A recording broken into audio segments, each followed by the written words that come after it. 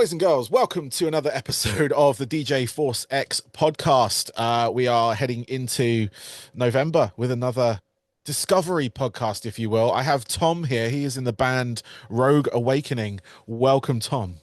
Thank you very much for having us on your show. Very excited to be here. Excellent, excellent. It's absolutely my pleasure. We kind of chatted on and off for a little while now, and it's about time we got you on because you've got a brand new single out, which we're going to talk about in a bit. It's called Blood Flow. For anyone that just wants to go off and listen to the music, they can do that. I don't care. That's fine. They can just skip this part and go listen to the music. But what I want to do, because it's kind of like a discovery thing, you guys only sort of came into my sort of peripheral vision, if you will, a little while ago. You are semi-local to me, obviously not right now. You're over in Phoenix, I am, yeah. in the States. International man of mystery, that's right. Exactly. But you guys, you're based out of sort of is it Horsham, Guildford? Horsham, that's right, yeah. The bright lights of Horsham. Yeah. I suppose two memories of Horsham. I'll share them later. It's fine. But I kind of know I'm only at the other side of Surrey, so I'm only in Camberley. So we are kind of local, and you guys are sort of hitting a few of the local hotspots, which kind of jogged my memory recently to get you guys on the show now that you've got a release out and sort of ready to go. But what I want to kind of do is find out your origin story, like discover where you guys came from and stuff, because like you are a new band to a lot of people, including myself, and I'm always interested in where bands sort of come from, where they've where they've been, how they got together, all that kind of stuff. But if you want to give us the lowdown on your band. Yeah, so as I say, we are Rogue Awakening. We've been around kind of in various guises about 2 years now. And it's kind of weird lockdown creation background story, if you will, which seems to be quite common actually. And I think there's quite a few bands that got together during lockdown. Yeah.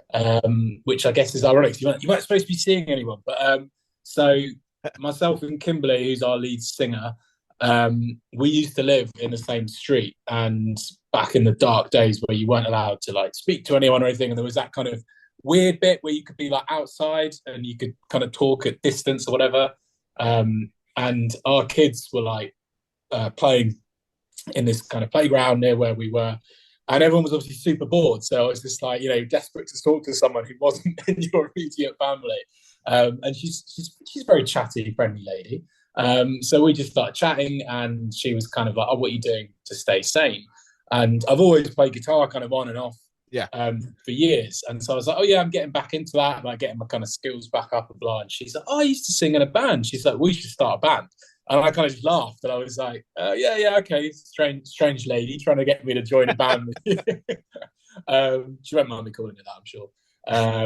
And so then she was like, no, come on, seriously. And I was like, oh, and again, I've never been in a band. I've always played guitar and I always wanted to, but, opportunity didn't really come up, and I was quite worried about performing, in front of people or whatever.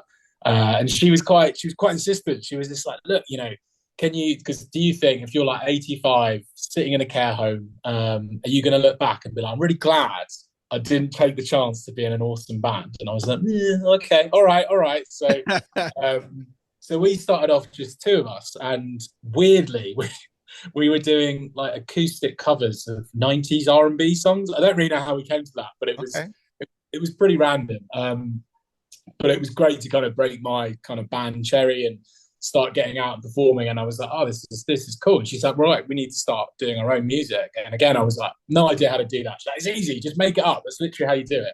And then don't tell them the secret, just make it up. And then she had a friend of hers, Kyle, who was our original drummer. And again, we had no real plan. We got together in rehearsal studios and just kind of messed about. And the original kind of sound, I guess, was quite more indie, like kind of light rock, which if you want to do a deep dive on us, our first single, Bored, which is probably about 2 years ago, and it's quite basic. I still think it's a good song, but it's quite different to what we sound like now. But we were like, oh, we need more. We need because then we needed a bassist. So we went into the realms of the internet to find a bassist. Where you meet some very interesting people. Yeah, I mean, interesting's one word. But one word. Yeah. Well, it's weird because it's like I think we looked on like Join My Band and Band Mix, and someone was like, "Is it like it's like Tinder for musicians?" So Pretty it's that much kind is. of Yeah. Yeah. yeah, and it's that whole bit of well, how do you rate yourself? Because some people are like, "Yeah, I'm the best guitarist ever," and then then you get them in the room, you're like, maybe not the best guitarist ever." And then there's other people are like, "Oh, I'm pretty average." You're like, "No, you're amazing." Plus, there's that whole element of are they going to fit with our kind of personalities, and are we going to be able to work together? But we found Ollie, who is a really good bassist, and he did a couple of bits on bass, and then suddenly went, "I actually want to play lead guitar." And we're like, oh, "Okay, right," because like I'm a solid guitarist, I'd say, but I'm not on the level that Ollie's on. And turns out Ollie's an amazing lead guitarist. So, but then we were like, well, we need a bassist. And he's like, well, actually, my best friend from school plays bass. And I was like, why didn't you mention this before? Like, this could have really helped us out. So that was the original lineup. And then about 5 months ago, our original drummer, Kyle, left the band because he had a lot going on with work and family, etc. And then Kimberly's nephew, which is weird. I still can't quite get the age thing. So he's not a child; he is a grown man. Okay. He is nearly 30 years old. So, but when you say, "Oh, my nephew's in the band," you assume there's going to be a child. And Jordan he's an amazing drummer. So he used to drum in Bleed Again. So they did, Oh yeah. Yeah. yeah, they did Download last year. Like they're Yep. really good. And he left, I think, probably about just coming over a year ago again because they were obviously working really hard and he was just finding it was a lot of stress because they were gigging a lot, doing Yep. a lot, and obviously they've done really well with that. But then he came in and he's like totally changed his sound because he is a proper metal drummer. Like Carl's a good drummer, but he would fully admit that that's not his go-to genre. So Jordan's come in and just throwing blast beats, double pedaling all over the place, and we're just like, wow, this is going to change the sound a lot. And that's kind of reflected on Blood Flow, which I say has just come out the 1st of November. So yeah, it's that kind of heavy sound. So the drums in it are epic and kind of heavier guitars. But we still have that core thing of Kimberly, who's got this kind of amazing, like clean, soaring vocals, kind of Kate Bush Evanescence-esque Yeah. element to it. So it's still got that like dark and heavy but melodic kind of sound to it. So that's a very long-winded origin story. That's good. I mean, I like detail, and that's what podcasts are built on, these details. But no, I was going to say that like you mentioned already, like if we go back to your single Board, like the evolution of this band so far, there's definite like, you can hear the change or the maturity in the music, if you will, as you were getting better. And like you said, this is your first band as well, so you know kudos to you for like even saying that, because a lot of guitarists are very like, oh, I'm classically trained, and it's like their first band. But doing that, and like obviously lockdown did form a lot of bands. Like there was a lot Yeah. of projects that kind of came out of it that are sort of I guess flowering now, I suppose the word is. Like given that like they got together then, like it usually takes a few years for a band to really kind of start to sort of semi get it and then hone their sound and everything. So unless there's like a super group that gets put together like that and they're instantly brilliant. um Yeah. but what's your like, obviously you said this is your like first band, but like when it came to sort of learning guitar and everything, what was your sort of path with that? Like you said, obviously did it at home, and so was it something you picked up during lockdown, or was it something that was already there beforehand? Yeah, it was already there. So I'd had like periods of my life where I'd really gotten into it. I had lessons in various places. So I kind of moved around and stuff through my kind of 20s or whatever. And so I'd get like a really good teacher and I'd get to like this really good point, and then I'd move somewhere and then you'd have to find someone else. And I think like with a lot of things, it's that kind of, do you gel with that person? Because I find like, when you get the right teacher, like shout out to Gary in Stansted, he's awesome and he's like, what music do you like? And I was like, I want to play this and this, and he's like, okay, well that's what we'll work towards, because then it's such a good mate, rather than going, right, let's get you on the scales, let's get you on this, and I'm just like, Yeah. I'm not interested in that. I know, to get to a certain point you have to do that element of it, Yeah. but I think especially when you're want to keep that interest high and be like, well, I want to play this. I want to play, Thunderstruck or whatever. Like, and he's like, okay, well, let's work, and then you'll learn how to do that. So yeah, I'm not classically trained in any way, but yeah, I think it's that, and I think a lot of it is it's that weird confidence because you kind of, I don't know, certainly myself, there's always that kind of slightly nagging feel that everyone's going to watch you and be like, well, you're rubbish, like you are terrible. And it's like overcoming that and being, confident that you can get up on stage and perform and do well and all that. And a lot of that is just practice. Like it's boring, but you've got to put that work in to be able to get up on stage, especially as a whole band together, and know when this happens or if one of us messes up, the rest of us will just keep going, can hold it all together. So yeah, I think that was a real big change for me, is that kind of group cohesion, going from someone who just played in the room and got to a reasonably good standard, but then when you go into that live band environment, and it is totally different because things will go wrong, like Yeah. Guitars will cut out, like this will happen, strings will break, whatever. And you just got to be like, well, that's fine. I'm just going to keep going and just this is all part of the show. Don't worry, it's all absolutely fine. That's what I say. It's all about the recovery. Is I think is when it comes to being a musician. And no, you're totally right. Like when I started to learn various instruments and stuff, it was always I wanted to play certain songs, and that's why I kept it fun. And then eventually, I sort of like, okay, now I'm going to sort of push myself a little bit, maybe get some lessons. I ended up going to the ACM in Guildford, Yeah. um, which obviously you'll know, being from near there, as well as all of us who are in that Yeah. area. Well, we played a gig for those guys actually. The No Wave Society, shout out to them. Yeah, yeah. They put on a gig recently at Hollywood Arms, suburbs. Yep, yep. So it's loads of ACM students, both in the crowd and performing. And they're like top bunch of guys, like really, really nice bunch, and like sickeningly talented as well. They were like all like one of the bands just did Freebird, and I was like, I love that you picked the most ridiculously complicated long song to do. Which I was like, oh, if you told me, I would have been that annoying guy in the crowd, but like play Freebird, and then, okay. And after they finish, they play it again. Yeah, play it again, play it longer, do a longer solo. But yeah, like really, really nice bunch there.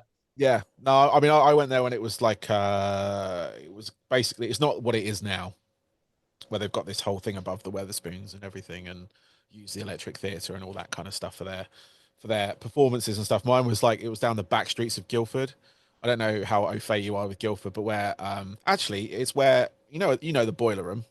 Yes, yeah, I know that. Opposite there is now Waitrose, and it used to be like the community centre. And oh yeah, I know where you are. Yeah, the ACM was there, where the Waitrose car park is now. Oh, okay, yeah. And it was like tiny little rooms. It was like 10 of us in this tiny room trying to play along to Alanis Morissette or whatever it was at the time. Yeah, 1996. Sorry, was it 1996? It was a few years after that. It was like 99, I think it was. But one of the songs was Alanis Morissette. The other was an Offspring song. Oh, nice. Okay. And what was the other one? It's another one that they sort of, because they did, it was like bass and performance basically that they were doing. Yeah. And I learned a lot from it. It was very good to blood like a live performance aspect from me, because I hadn't actually done that. The only thing I sort of close to that was my DJing, but even that wasn't a performance as such. Yeah.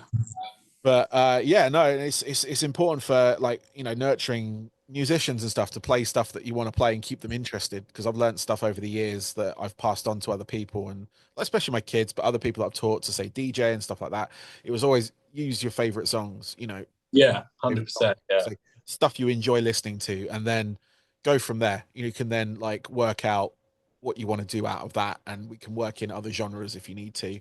And then we can learn some, along those ways, learn those basics, learn those scales, learn the beat matching or whatever I do for there. And that's gone on for me. And like, I've been sort of advising bands now, which is crazy. I don't know how I fell into it, but like, again, with the performance aspect, and I've had bands contact, or members of bands contact me, ask me to come in or view videos of them to sort of say, what do you sort of see? What do you recommend as a sort of like, it was weird to get this, but it was like just for that performance aspect, because it is sort of confidence, like you said. The confidence is the key. It's like you go up there, doesn't matter what the fuck happens. You know, a string breaks, you drop your pick, the drummer breaks a stick, you just keep going. It doesn't matter Yeah, if yeah, the sound drops, doesn't matter if the sound guy accidentally trips over a cable or whatever. You just keep going because the sound's going to come back on. The drummer's going to pick up another stick. You're going to play with your fingers, yeah, rip a pick off something. Um, yeah, you know, and stuff like that. And I said that's the first thing is confidence, but there's also like there's other things that I'll tell them as well. Like if you know, one of the main things I tend to see is a lot of like looking down, like which happens with a lot of yeah, you know when they are looking at what they're playing and stuff, which is fine, you know, and if they're sort of like into it, then that's fine. But there's also this kind of like eye contact with the crowd.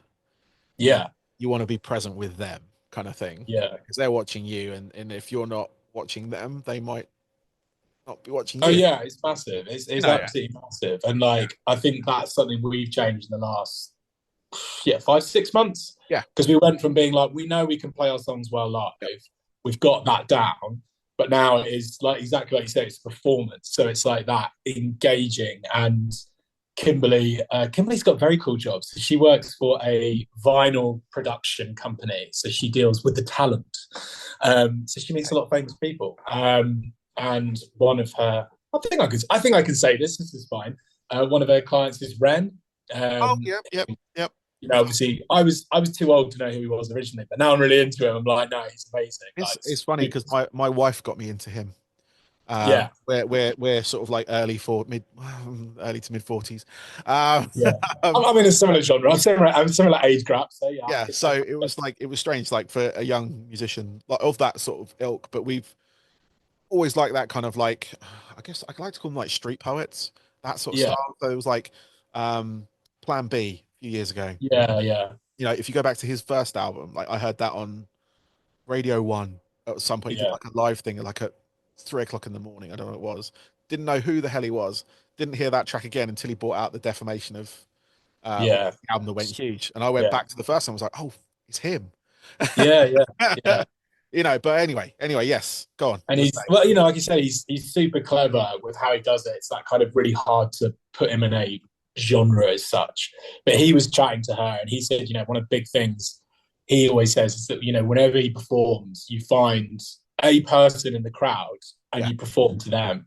yeah, Because then that person being performed to, and then everyone else feels more comfortable because they're like, well, you know, and I think Kimberly always has this big thing of saying the audience wants to feel like they're in safe hands. So if you turn up and like you're like, oh, you're like hi, and you're a bit mumbly and you look scared, people are like, well, these guys know what they're doing. Whereas if you're like, welcome to the show, here we are, and everyone's like, okay, they're putting on a show, and yeah. we've kind of led into that more now. So I've got a kind of, I guess it's like an onstage alter ego, That's good. who Yep, who yeah. I call Geralt, Okay. which is a nod to The Witcher. And it's a kind of weird Viking thing. I do like totally different voice and like super, super exaggerated version of me. Yeah, Because we kind of tried it once and I was like, let's just try it because we always saw a lot of bands, like you say, who were really good. They put on great performances, but the bit between songs was just totally flat. And it just kind of, it's like super quiet and they're all a bit, oh, mumbly and thanks for coming. And it's like, I was like, let's fill that with something that people actually engage with. So if you've got someone like, shouting at you, like talking to people in the crowd, being like, you know, let's have some interaction. And it's worked really well. So I was quite surprised myself. I was like, oh, people seem to like this. it's good. And like you say, even with like, you know, doing coordinate stuff on stage, like we have the breakdowns. It's like, well, let's work on all headbanging in synchronization, which it's like it just looks really cool. Like it's Yeah, pretty basic, but it just yep, looks good. And weirdly, like you said, actually, when we did this recent gig for the Guildford student guys, yeah, and a lot of the guys in the audience quite intimidating because you know they were amazing guitarists, like, and you're like, oh god, like they're literally doing solos behind their heads and stuff. You're like, this is pretty A level stuff. yeah, Um, and actually, it was really funny afterwards. One of them came up and he's like, mate, that is like, it's very sweet. He was like, it's the best stage presence I've ever seen. And he's like, I get it now. And I was like, what do you mean? And he's like, well, I've spent so long trying to perfect, like, get these solos down absolutely perfect. And then, but I don't move on stage, don't do anything, just stand there. Whereas, like, all of you guys, you're all moving, you're all like getting, you know, people engaged in the crowd.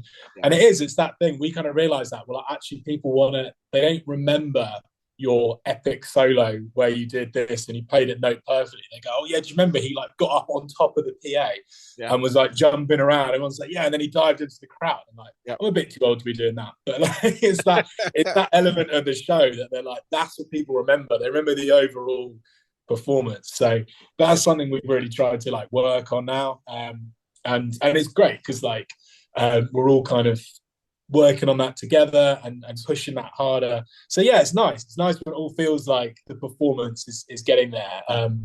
But then, I mean, the problem is as well, we're all like perfectionists. So it's that you'll watch back the video and you won't go, actually, that was amazing. You'd be like, played the wrong note there. And that's all I remember. I'd be like, I'm gonna go and beat myself up because I played one wrong note. And I'd be like, you idiot, Corrigan, why did you do that? So like, there's always that element of like, you want to, it's a balance, I guess, between going, Yes. no, we're good, but we could get better at this, or we could improve that. Yeah. But then I think a lot of that is seeing other bands like, constantly steals. I don't want to say steal because it's what everyone does. You're Yeah, I was gonna inspired. say it's not like you're not stealing a dance routine, for instance. Yeah, You're exactly. doing stuff that within that genre of music is not what's the way? It's not expected, but it's sort of something that everyone does. Like Yeah, I yeah, remember going through the same stage with my bands and everything, and we talked about image, we talked about what we do at certain points, and like even sort of mid-song banter with the crowd, if there was any kind of like routine, if you will, that kind of that would work. And like you said, like you've got your sort of like alter ego with that, and I do too. Like when I'm DJing and stuff, there's Barnaby here, there's DJ Force X behind the turntables or behind the yeah, CDJs or wherever I'm DJing. It's sort of it's mainly rock clubs I'm at, but I've got that microphone. I become this person. Um, and it's the same thing. It's like it's like you've got to have the confidence in that character. Because if you don't have it, there's been like nights where I've DJ'd and I've sort of picked up the microphone, said something, but then that's it. Like I've just not felt it, and I've kind of just yeah, let the yeah, music do the talking at that point. So there's going to be some nights where you just like you know. And yeah, I've been DJing for almost 25, 30 years. So, and you still learn, So, yeah, um, yeah. but yeah, no, I was just going to say like with your band, I mean, I did happen to catch one of your recent live streams. I think you had a camera on the side of the stage at the Star. Yes, that was the first time we've done that. Thank you for tuning in. Yeah, That's all right. I was like, oh, it's a live video. I was like, oh, it's the Star. I know the Star very well. I love yeah. it. Yeah, it's an awesome venue. It was the first time we played there. Yeah, it's a really good venue. Yes. What did you think of the show? More importantly. Yeah, I mean, it was. I mean, I was at the side of the stage, so I couldn't Yeah, really get a feel of a show, if that makes sense. yeah, yeah. No, it was fine otherwise. Like, I wasn't analyzing it in any way. I was literally just sat there watching for about 5, 10 minutes. Yeah, And like I said, that was what kind of jarred me on to email you guys because I was just like, oh, yes, shit, new song. New yeah. I did say I'd have you guys on. Um, Yeah, the system works. I mean, it's it again, it's does like all work these when my things. brain's not kicking me. It's fine. It's Yeah. when it's like when I forget. I've been forgetting a lot of stuff recently, so it's just kind of like, am I going that way? I don't know, but we'll see. We'll find out. No, I get it. I was 100%. Well, I think like with all these things, I think people kind of not people forget, but it's certainly not my day job. Like it doesn't. Yeah. We're getting to the point where we can kind of it pays for us to record and get our merch and stuff like that, but it Yep. certainly doesn't really pay. So it is that irony of you spend so much time and energy like organizing things like this kind of chat to your lovely self and radio play and gigs. I mean, gigs are a nightmare because you've got 5 people you need to find Yep. to get in one place at one time. They're like, can everyone do this? Can everyone do that? And often you'll get offered gigs and you're like, can you guys do this? Or you're trying to organize gigs. Yep. And it's a lot of stuff. It's a lot of plates all spinning at once. Yes. And it's tiring. But it is worth it for the times when you get to play live and you get to see like new single do well or whatever, you go, oh yeah, it was worth it. But there are times when you're like, I just can't be asked for this. It's infuriating, and you're like, fuck's sake, this is just That's why you get other people involved. I mean, I saw with this single you got Gary Sand. yes, yeah, I've known Gary for a little while now. Say a little while, it's probably 20 plus years again. I've worked with him. I've had bands of his on. I didn't realize until sort of I booked you guys that you guys were working through. So sorry, Gary. Normally I'd go through him. But no, I've booked stuff for him before. He used to have his own booking agency as well back in the day. He used to Yeah. book bands for shows, tours, and stuff like that, and he booked my band for a bit. Um, and yeah, no, it's good once you've got that like moment to get someone involved to help you push, like especially like single releases and stuff like that. It's Yeah. that is a next level in this sort of like journey of a band, and get Yeah, and Gary's been awesome. As I say, at Sound PR, and like we'd seen him work with a few other bands that we really like, and are kind of in our um, orbits, I guess, because there's a lot of bands similar like style or whatever, and you run into each other at shows, or even you just see each other on social media. And I wanted to push this because I thought, this is like the new evolution of the band, and we wanted to give the single as much of a shove as we could, really. And he's done an excellent job. And it is all that stuff because it's like I can, email radio stations or presenters such as yourself, but it just takes loads of time, and I don't have all those connections, etc. Which it's their job, like that's what they do. And it looks, and it's just that extra level of professionalism as well, like working with that. So yeah, it's really hard because you kind of start out and you kind of think, well, I want that immediately. I want to get all this success. I want all that, and I need it now. And I think because a lot of that is just the world these days. We're all kind of results based. Yes. So you go and look on like our Instagram and you go, oh yeah, they've got what 3,500 followers and we've got this out and that. And I was like, well, that's taken ages. That's taken a long time to build that. Yeah. And that's consistently posting, which is hard. And it's like you got to think, oh, what am I going to put up today? Like, I've no idea what I'm going to put on. And trying to keep people engaged. Like when everyone comments, it's like commenting back. So yep. It all takes time and energy. And I think people, like you say, I'm always honest about how long the band's been around, because like a lot of the stuff was like, oh yeah, like UK newcomers, Rouge Awakening. I was like, we've been doing it for like 2.5 years. But the reality is we're now starting to get onto people's radars, which is great. But it does take time. And like you said before, if you do like a deep dive on our discography, if you want, the sound at the start is very, very different to now. But a lot of that was we didn't really know. We were like, oh, I think we're like a kind of hard rock band, like maybe we're kind of Paramore-esque a bit, but it's now we're like, no, we're an alt metal band with kind of melodic elements. That is who we are. That is the music we make. Yeah. And we're kind of comfortable in that genre. And it's funny actually, you said going back a little bit about like even things like how you look on stage. Like that, we had a big band fallout over that as well. Which was quite well, because again, it was like that. We wanted to have, and I remember doing a gig, and it was like and it was a really good metal crowd. It was Leo's Red Lion in Kent. Oh yeah, which is it's a great venue, like a really cool proper rock venue. And all the crowd, all their hair, beards, battle jackets, and I was like, but then I remember going on stage and I was like, we just look like anyone in this crowd. And that's not dissing the people in the crowd. It's just like that's the kind of, we were like wearing band t-shirts or whatever, because that's kind of how you start out. You're like, well, wear this or that. And then we were like, no, we need to have like an identity so that when we go up, people are like, oh yeah, that's the band. Like there has to be absolutely no doubt that we are the band, that we're all together. And again, it's taken a long time for us to figure that out, because I was pushing certain things, other people pushing other things, and ultimately you've all got to be comfortable with it and be like, no, I want to wear this. And like now we're all wearing the kind of the not quite full corpse paint makeup, but a bit of kind of Viking makeup, and it's all in black, and we've got like certain things we use or whatever, like props or whatever.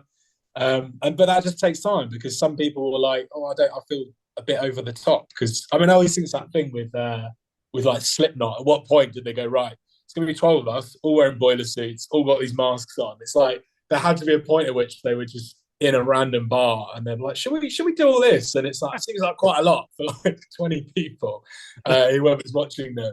But at some point they made that decision of like, right, this is our look, like this is what we're going to do for every show.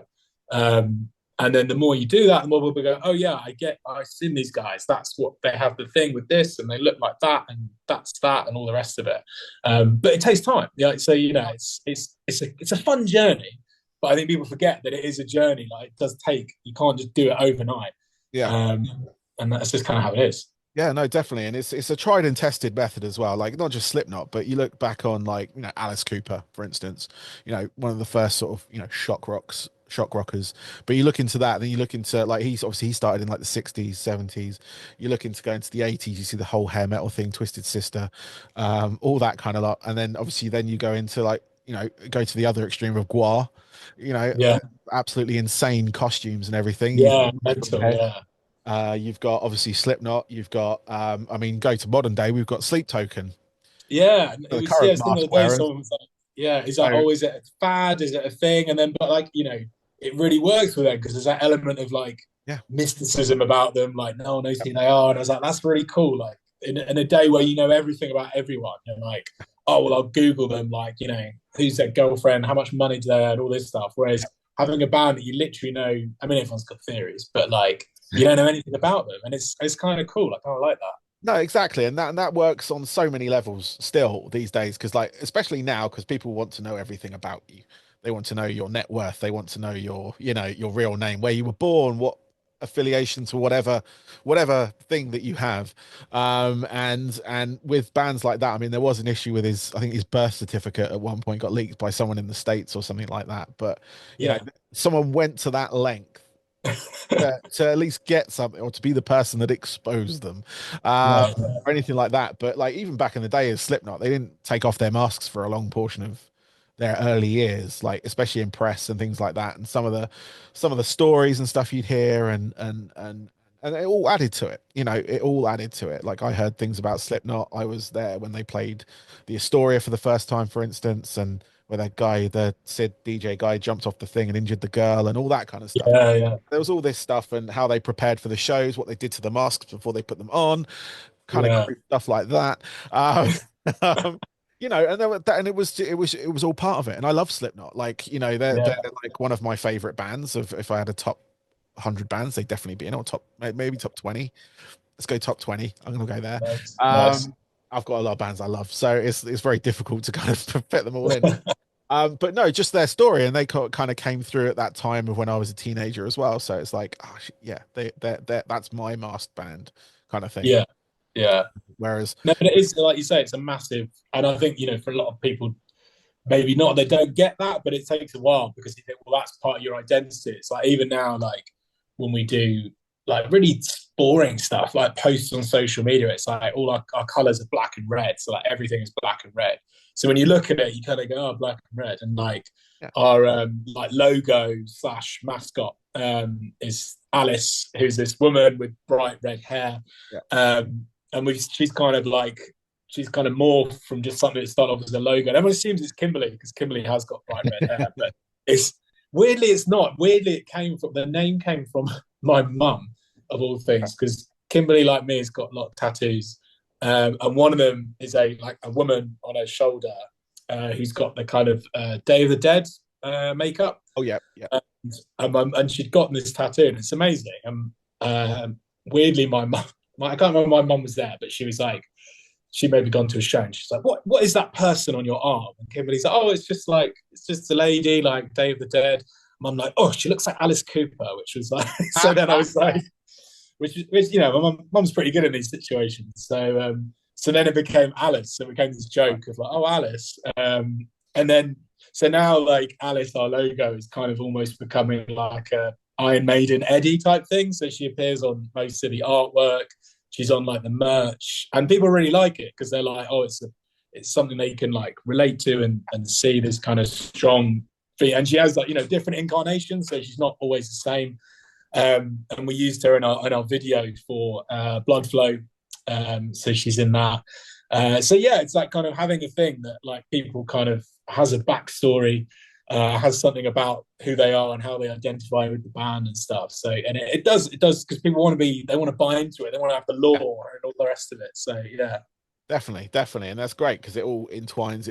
Just creates this whole thing of art. Like you've got the music, but you've also got this visual representation, which is just as important as the music. Obviously, everyone, the music, everyone, would say the music is most important, but you do these days, especially, you have to have some kind of look or some kind of thing that not a gimmick, but another aspect to your art, just the growth out of that. Like, and this has obviously come out of that, which is great, as well. and you've got something to like you say, it can come in different incarnations as well. So like Eddie, one day he's dressed up as a an army guy, the next day he's not, the next day he's something. Yeah, it's like a mummy from like, Yeah, Power Slave and stuff. And exactly. yeah, and I think it's having that kind of, it is different, so you can make it interesting. Yeah. Because we're already working on like new material, some of which we've recorded. So we've got new single should be due out. We haven't officially locked it in, but around February next year. So we've already done the cover art for that. So she features on that, Alice. And again, it's that thing of like having something a bit different, but interesting. And then, when people can look through it and go, oh yeah, okay. So that's kind of a lot of what the band's about. A lot of our music is about that kind of female strength, obviously coming from Kimberly, who kind of resonates all these ideas, etc. So yeah, it's and as you say, we're such a visual society. Everyone's on their phones all the time. So it's and when you're on your phone, it's like, I can't remember, someone was talking about this the other day, and they're like, it's like TV now. Yeah. So you go on your phone to be like entertained. So you like, entertain me for 20 minutes. Yeah. So it's trying to have something visual to go with the music, to go like, oh, okay, this is who we are, what we look like, and what we're about, or ideas that we're going to talk to you about. But you can't just sing it now. You have to have that whole just something to look at, something exciting. Yeah. So it's it's a challenge, but it's also in some ways it's quite exciting, because you're like, okay, what do we want to show people? What do we think this song's about? Yeah. And I love that with music, like a lot of songs, because Kimberly, I say she writes most of the lyrics, but I do a bit of the backing vocals. So often, help, is that the right word? Maybe. But we have this thing like when I've written some of the songs and she's written other ones, but we have a kind of good working relationship, and that we can be not harsh, but like I was saying, I remember writing this one thing, and I was like, yeah, what do you think? And she's like, I mean, yeah, it's good, but it could be a lot better. And I was like, oh wow, I'm not sure that is good. I'm not sure what you meant when you said it's good. But then it forced me to go away and make it better, and I did. She's like, I told you, and I was like, okay. And again, a recent song it's not due out till a bit later next year, but and it's like it's the theme of it. I won't spoil it, but the theme's awesome. And I was like, I love it. I love the idea. And there was just one line, and I was like, that word is just clunky. Like, I know exactly what you're trying to say, but it's clunky. Like, you can't. And she's like, yeah, but I can't do it otherwise. And then I was like, look, just leave it and come back. And sure enough, she did. And we sing the song live. It's called Remain Untamed. And it's essentially about all things that men have said to her, including like bosses and everything. So all the lyrics are things people have said to her, basically putting her down and telling her that she can't do this or that. And I was like, it's such a great theme for a song. So then it was that thing of like, we want to keep it true to its source, but you also want to make it sound good. So it's always a challenge with that. But then I say most of our songs have this element of you listen to it and tell us what you think it's about. So it's not a kind of I don't know, kind of pop punky like I met a girl. It's like that's very much that is what the song is about. And I love that music as well. It's not dissing that, but we were like, no, I want it to kind of listen and go, well, I think it's about this. And we've had people be like, oh, I love that song. It's all about, when I lost this, or I lost my best friend. And I was like, well, that wasn't what we wrote it about, but I love that that's what you took from it. And I think that's a really fun bit of music, that you can listen to a song and it can resonate with you. And you're like, yeah, that's exactly about this that I experienced. And you're like, well, okay, it wasn't. It's not something I've experienced, but I love that you've taken that from the song. No, that's good. No, that's awesome. That is awesome. And I look forward to hearing the new songs as well. And is that your just sort of general plan at the moment? Is it like singles, like every every quarter, I would say? Yeah, I think so. Is that the plan for now? Or is that kind of like something you just want to continue doing? Or is there a plan for a complete works or like an EP or anything like that? Yeah, so we did. Our first EP was, oh God, about a year and a half ago, I want to say, which Feed Me Fire. Yeah. So that was 4 tracks. And then I think the problem we have now is, again, it's one of these difficulties that, like, for us to get 4 songs down. So it takes us now probably 2 days to record a song. Okay. So we've got to go in the studio, you've got to shut out a load of money to do that. Yep. So realistically, 4 or 5 songs, it's like, over a week in the studio, which we could do, but then we're gigging and most of us have families and lives and all the rest of it. So that's one element of Like we'd love to go, right, let's go to a studio for a week and we'll like smash out an album. Like that would be amazing, but it's going to cost you. And also having that time, like, you know, especially with other halves, being like, you're doing what? Like you're taking a week's leave to go and work on your pet project. Like you are not a fucking rock star. I'm like, I am a rock star. That week I am.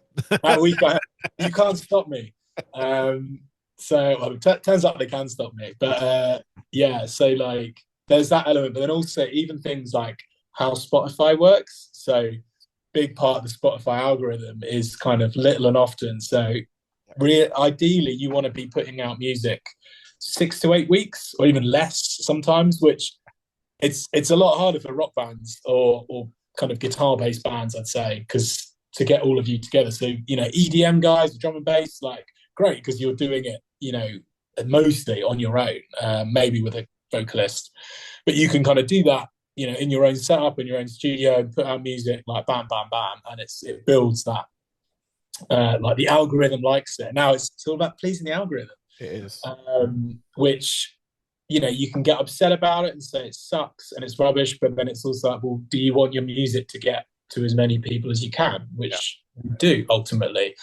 So we're kind of going down that path of trying to get music out, yeah, as you say, kind of every quarter or so. So, you know, you get the big build up to a song, and then some of those songs we're almost treating like a B-side. So like the next song we're putting out is kind of a B-side. So it's not that we don't think it's a good song.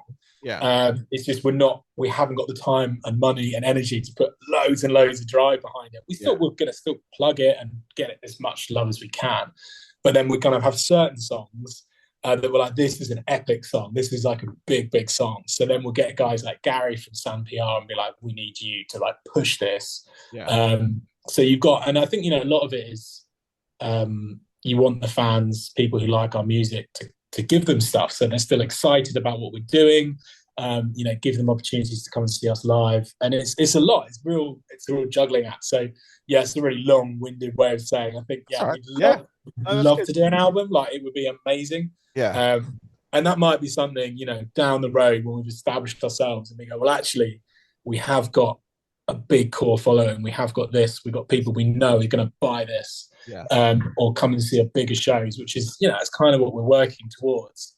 But again, it all takes time. So we're like, well, let's just build this following. Let's get people on board with what we're trying to do, the music we're trying to put out, and then that might be the time that we go, right, now's the time.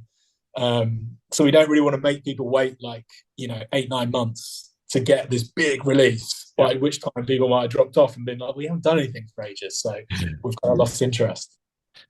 Oh, it's the attention span. It is the attention span. You know, it's like even Instagram videos, you've got to make them less than 20 seconds because people don't watch them otherwise. That's true. And like you say, with the algorithm side of things with Spotify, there's like there's a label that I've kind of been well, not attached to, but I work with on this level, you know, interviewing their bands and everything, and they release something every week. Like they've got multiple artists. Some of them are electronic, or most of them are, all of them are electronic, but there are some bands on there as well. And they've like some of the bands I've spoken to on there have had to adapt to this kind of thing of little and often, which is very different for like, because a couple of the bands, they've got a established musicians, like they've had back records out on other big labels and things like that, and they worked like, you know, the sort of 3 singles and then the album release and then tour out of it. Now they're kind of like releasing 8 songs, then releasing the album with a couple of extra songs, you know, that people haven't heard at that point. But they're doing it like an 8-month build up almost, but they're just releasing those songs with either a lyric video, visualizer, whatever, or an actual music video. But you know, and obviously some of them are touring in between that as well. But like adapting to that, like a lot of like, I call them established musicians, haven't quite grasped that side of it, because it's a lot for them. I think it's quite a lot for them to do when it comes to their music writing as well. Like you probably found this, like when you're sort of wanting to record something, you don't have it readily available to record. You can demo it. You've probably got a computer with various things on it. Like I've got this audio interface right in front of me here with this computer here. I can just record stuff if I want to. I'm recording this through podcasting thing. So it's that I've got the sort of bits there to do it, and there's a few sort of musicians where they say like yourself, you have to book a studio, you have to spend out Yeah. that money, yeah, all that time for an engineer to come in, and maybe those songs haven't been fully perfected as well.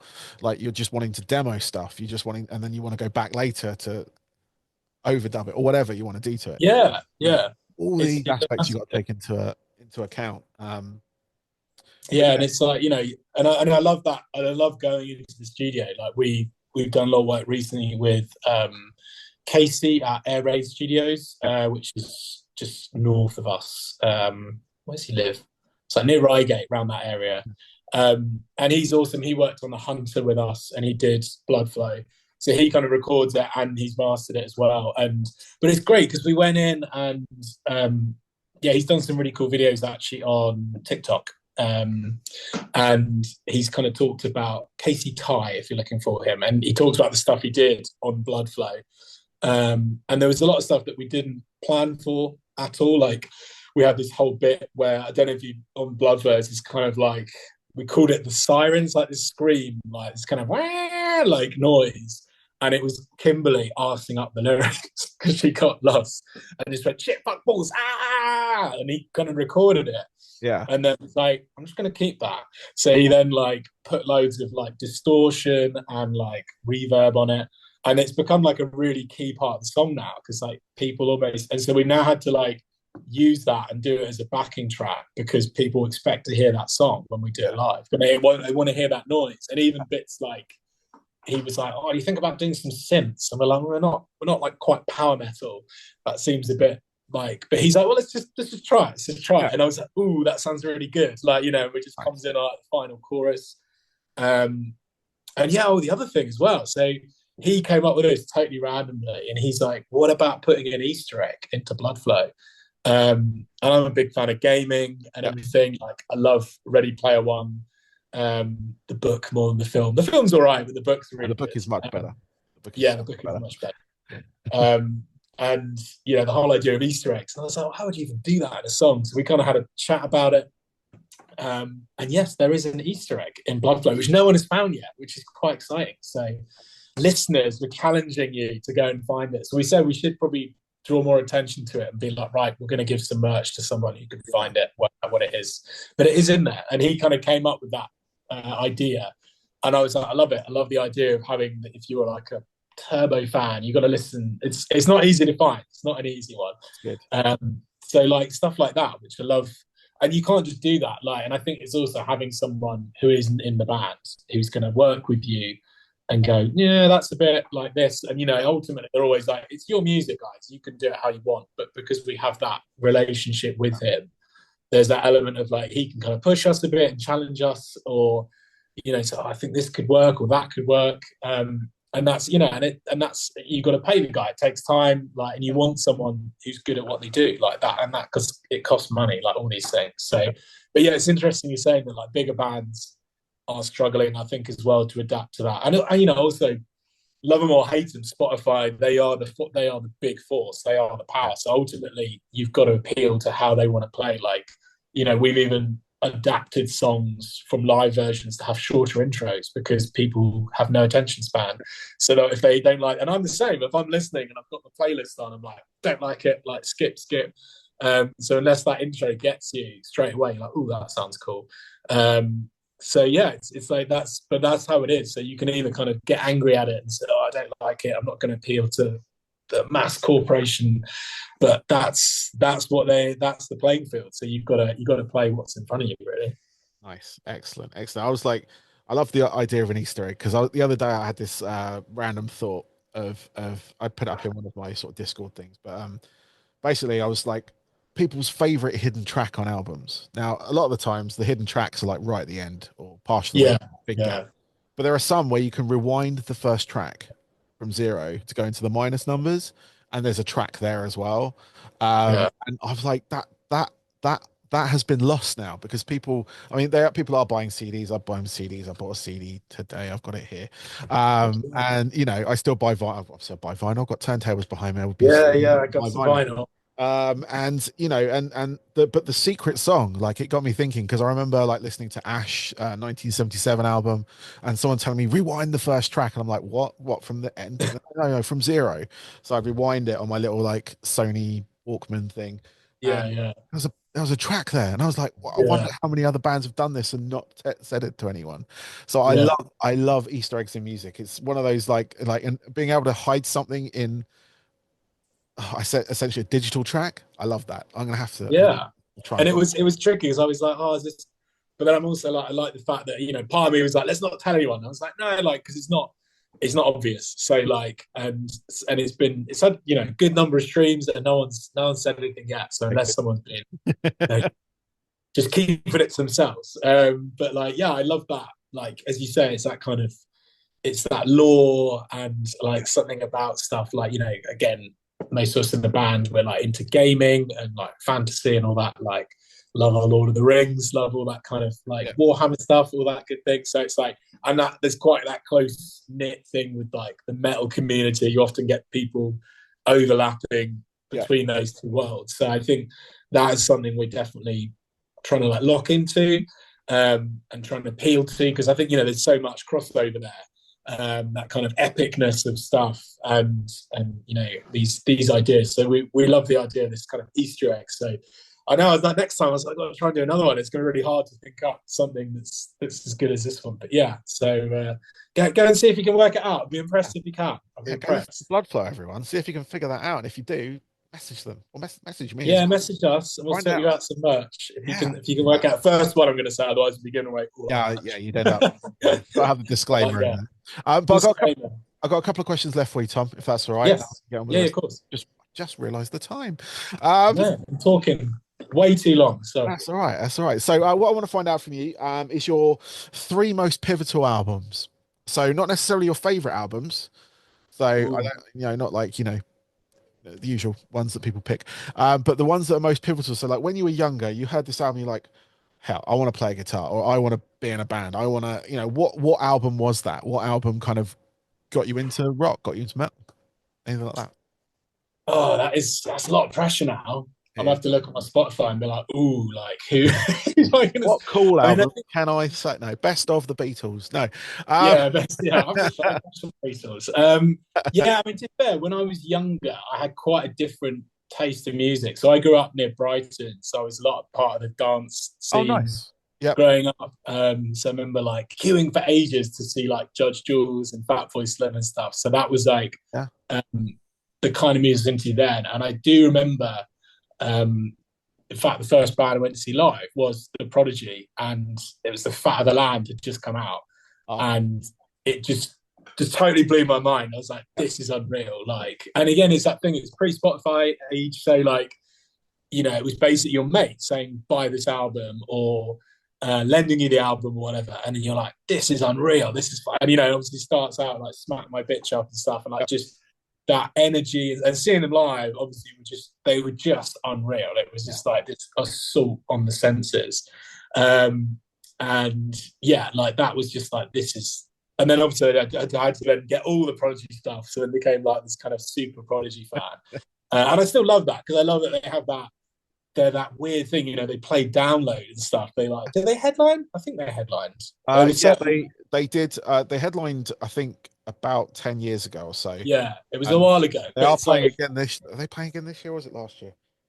I can't I remember don't know, but now. they were headlining like the second stage Yeah, at that point. yeah. So like, for a band that they're not a rock or metal band, but they just appeal because of the noise and the energy and the showmanship, and obviously gutting losing Keith, etc. But like it was like one of those albums like, yeah, this is next level. This is like just blew my mind really. And then I think in terms of like metal, again, I didn't really get into it kind of, so I was a bit older, which usually reverse. You usually get softer Yeah. as you get older, kind of. But I got heavier. And I remember someone being like, have you listened to much Lamb of God? And I was like, no. And they were like, you got to listen to Sacrament. And I was like, and listen to it. And it's just, even now, I've constantly listened to it. It's got so many good tracks on it. Just like, and I think they're like, for me, they're that perfect blend of like, they're super heavy, but like the vocals are still like, you can still understand what he's Yeah. saying and the intonation, and I still constantly listen to Memento Mori, because I just think it's just the first time you hear that song and you're like, oh, this is a nice song, and then it's just like the whole wake up and it kicks in, you're like, whoa, this is awesome. Yeah. And then yeah, I guess like recently, I mean, I'm a big fan of Alter Bridge. Like I just think they're so fucking talented. Like I went to see them with Hailstorm in London, and I'm a huge fan of both. Like I love Hailstorm. I think they're brilliant. But like the musicality of Alter Bridge, like, you know, you've got Mark Tremonti, who's probably up there as like one of the best rock guitarists in the world. But Miles Kennedy is just as good, if not better, which you're like, that seems really unfair to me. And also, it's like I think he's got the best voice in rock. Like living, like just unreal. Like he's so good. And you know, being able to sing like that and do solos at the same time, I'm like, no, you shouldn't be able to. And then obviously Mark Tremonti can sing as well. I'm like, there's too much talent in that band. I find it quite unfair. But yeah, so I say that's probably Slash, you know, Miles Kennedy's like, what the fuck?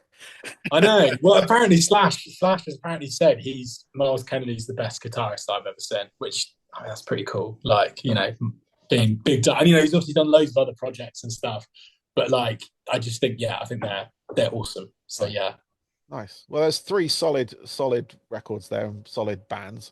The Prodigy, I love the Prodigy. I think I saw them on that tour as well. I went to their all-nighter at Brixton. Must be amazing. Memory serves me correct. It was a bit hazy, but a long time ago. But I love Fat of the Land. It's like one of my favorite albums. And seeing them live, and you're right with the energy and stuff like that. I was quite fortunate to have their guitarist at the time on this show as well. And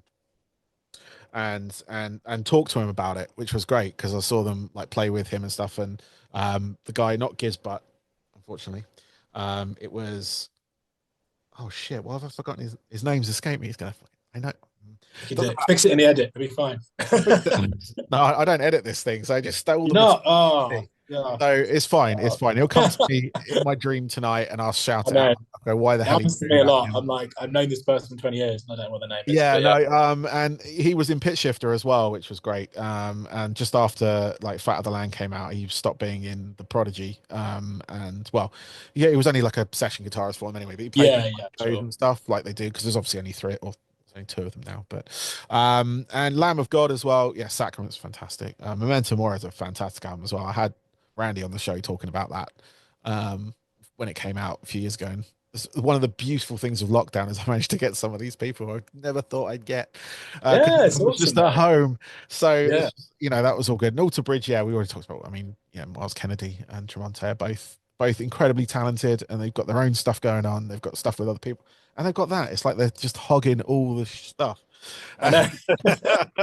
And it's fair. Give us a chance. Give us a chance. Exactly. Well, finally, Tom, what are your hobbies away from the band? Like, what do you kind of like? Obviously, you've probably already mentioned it, like with a lot of the sort of like Warhammer stuff and all that kind of stuff. Is that the sort of stuff you kind of do to kind of get away from it all, or is it? Yeah, I mean, I'll be pretty honest. I don't have much spare time because I have a family and a job, a proper job, and so like a lot of it is taken up by the band, but I love anything that's like fantasy or gaming. So I'm a big gamer, and like and I just love that immersion. I think that's what we're trying to do with our music. Is like in my head, it's like for me, gaming, it's like going into something that's like a totally different world. So like Fallout, Elden Ring, Skyrim, anything like that, where you're like, this has absolutely no link to reality. It's like I'm fighting dragons, trying to take their souls, obviously. Just totally stuff that's like, there's no connection to anything that's real. But I love that total immersion. And, like the writing on these games now is so good because you're just like, I don't know what I should do in this situation. And it gets that ridiculous thing where you're like, I'm always going to pause the game and be like, if I do this, will this child die? And I'm like, none of it is real. They're just gigabytes on a thing. There's just code. But I'm like, I don't want something bad to happen here if I make a poor decision. Yeah. So I love that. And again, it was like Warhammer was something I was massively into as a kid. Just absolutely loved it. And then I got to like 13, 14, and I was like, I kind of do want a girlfriend, so I might have to walk away from Warhammer for a bit, That's fair. because I'm not hating on it. I'm not hating it, but it is that like girls of that age probably don't think it's sexy, and maybe they do now. Maybe life has changed, people have moved on, but back Yeah, then, I don't know. I was into it and then I wasn't, and then I'm back yeah, into it now, I and know that's the thing. I'm now everyone's back very into it. accepting of it. So Yeah, everyone's cool about it. I think. Well, I think the world has. I think the world has moved on a bit from like yeah, geeks and nerds and cool people. It's like now there's a big crossover, yeah. and very excited. Yeah, getting saving up Space Marine 2 to play at Christmas, because I was like, I'm rubbish to buy for, so I'm like, I will put that on my list of things I want, because I do love a bit of Space Marines. That's actually on my list too. Oh, there you go. See, man of tastes. Yeah, Yeah, yeah. purging Xenos. I was like, look, Um, I've got the sort of usual pile of shame somewhere in here, of the plastic crack as they call it now. oh yeah, the black pile of shade, So, grey models. Yeah. yeah, exactly. Because I used to, I haven't played for years, but Necromunda, Oh yeah, yeah. I remember original that. Stuff version. like I've still got my OG gang, the little lead figures and stuff like that. yeah, I've still got the lead ones. Yeah, it's Yeah, awesome. but I invested into the new one when they re-released it back in, Yeah, I was it was 2017, I think it was. And I've kind of been keeping up with it. I've bought a lot of the books and stuff like that. I'm starting to slim it back down again though, because I'm like, yeah. I've not played it. Why are you getting this?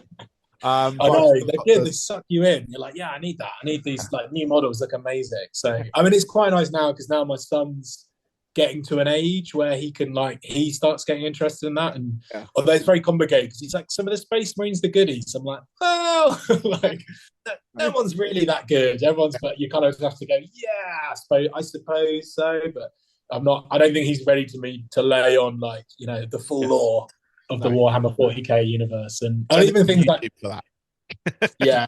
So there's a lot of YouTube videos, mate. There's a lot of novels you can read. But yeah, even stuff like the other day, like his granddad bought him a Gundam figure, and I was like, big Yeah, Japanese fight robot, and I was like, this is going to blow your mind, Owen. So like, went home and they just released on Netflix a new Gundam yeah. series, and it just, he just watched it and it just totally blew his mind, because he's like, some of Nice. these big. I'm like, yeah, pretty big. And then you into a child, and I love seeing that. It's something I can get into. And then seeing how he lights up when he watches it, and you're like, yeah, this is amazing, like massive robots fighting each other. Yeah, I was like, let's not worry about the physics too much. Like, yeah, let's yes, just enjoy it for what it is. yeah. Giant robots, Pacific Rim. You're like, but why would they build massive? Don't worry about that. Just enjoy massive robots fighting alien monsters. Like Yeah. that's all you need to worry about. Agree. So yeah, I'm kind of a big geek at heart, really. Nice. So I love all that stuff. Yeah, I got my daughter into Blood Bowl of all things. Oh, nice, So nice. we've had a few games here and there of that back a few years ago, but she's a bit older now. But she still wants to play it. She keeps reminding me, and I'm like, yeah, we'll Yeah, get out. But then she's never here. She's at college now, so it's kind of like busy. Yeah, busy, busy. But it's nice when your kids are kind of like insane. She's very much into anime as well, so she's like watching this new Netflix one that costs like stupid amount of money. I can't remember what it's called. Again, my name. is it Arcane? Yes, that's it. Okay, Yeah, that is amazing. I've just remembered the guitarist name as well, Jim Davies. There you Um, go. that was There him. you Sorry, Jim, if you're ever watching this again. Uh, um, But weird, I was literally just watching Arcane before I came yeah, onto this, because I love it, love League of Legends and all that as well. And it's like, yeah, and again, it's so well done, and it's trying to get past people, because they just think anime and they have these very preconceived ideas about it. And I was like, no, it's like epic storytelling, epic like animation. It's all there. It's all good. I'll say this is on a different level, like for what they've done with it and the amount of money they've spent on it. But Yeah, it's crazy. Like and it's a different style. It's a different way of like the way they've actually animated this. I won't go into details. yeah. And Linkin Park on the new season, they've got them doing Oh some yeah, sound. they got the Yeah, heavy as the crown, isn't it? yeah. As the So track. it's like having that music in it. Yeah, it's awesome. It's awesome. Yeah, a lot of K-pop bands and stuff. There was one I think called Stray Kids. My kids are into K-pop as well, so Yeah. the Stray Kids apparently got a track on it, which my kid's very excited about because they've just announced a tour as well. So she's incredibly excited about the tour. So I was like, That's cool. It's cool. You got to go. Got to do yeah, it. got to do it, got to do it, got to drag them because they come to my stuff. So why not? Yeah, yeah. But Tom, thank you very much for your time. I really No, appreciate thanks so much for having me. Thank you. I it. know I've talked a lot, talked way more than I should have, but That's all hopefully right. That's all right. It's always good. That's what podcasting is about. It's like yeah, it's that yeah, long form interview. I could do the 15 minutes if you wanted to, but it's ultimately not I know. fulfilling. I love talking Ah, nonsense, so it's all good. it's all good. All good. Well, anyway, good luck with the rest of your rest of the releases and everything. Hopefully, we'll have you back on when you've got more stuff coming out, and Yeah, I hopefully, would love that. you guys live because you have been playing local to me, but Yeah, I think we I've not should be been back in physically, Guildford. yeah, I've not been physically able to go to shows until probably about now. So, got some weird things going on with my back that are stopping me doing stuff. So, but yeah, I mean, I go to the Star. I DJ at the Star. I used to DJ at the Star, I should say. We DJ somewhere else now, but I do the rock nights in Guildford and everything. So, Oh well, let us know. We're happy to come down, be part of yeah, the night. We're all about okay. that. It's gonna be good. I will. I'll let you know when the next ones are. Awesome, awesome. Actually, 27th of December comes to mind, just after Christmas. Yeah, that might be a tricky one with the families, but we'll I was going try. to say, Let bring us them know. along too. It's at all bar one, Exactly. We're so like, yeah, some Christmas rock. Yeah, love it.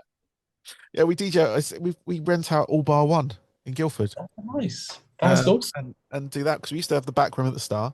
We used to have Players Lounge actually in Guildford, but that closed down. And then we gone to the Star, and then we've moved to all bar one. And yeah, yeah, I've been DJing Guildford for about 20 plus years now through multiple different clubs that no longer exist. I Uh, know it's sad when you go back to places. Like, should we go here? We're like, doesn't exist. Go here, doesn't exist. We're doesn't like, it? yeah, Like that's Bojangles love. is not there Yeah, anymore. Um, yeah.